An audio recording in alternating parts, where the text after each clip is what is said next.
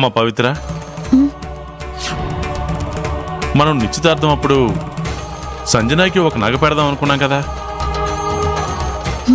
వెళ్ళి ఆ నగ తీసుకురామ్మా.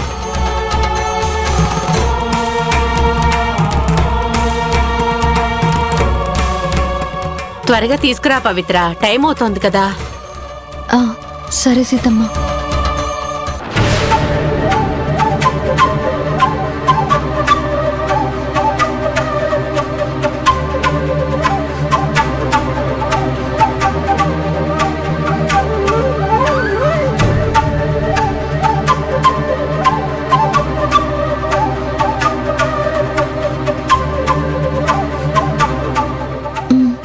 అక్కడ పెట్టు.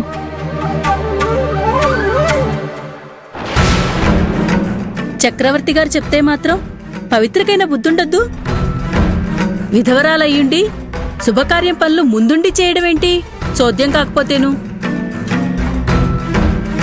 అవునోదినా, కలికాలం రాను రాను మంచేదో చెడేదో వచ్చి అనర్థమేంటో పట్టించుకోవడమే మానేశారు.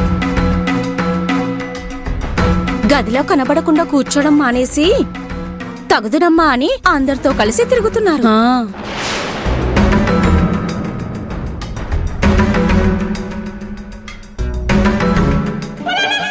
ఏంటన్నా సైలెంట్ గా ఉన్నావు? ఫంక్షన్ పూర్తయ్యాక కడుపు నిండా మెక్కి ఆకువక్క విసుకుని వెళ్ళిపోదాం అనుకుంటున్నావా? మరేం చేయమంటావురా? రచ్చ చెయ్యి. పవిత్ర మీద మాటలు విసురు. అవి తగలకుండా నేను ఆపితేనే కదా రేపు మా ఇద్దరి పెళ్లి భోజనం నువ్వందరికీ పెట్టేది.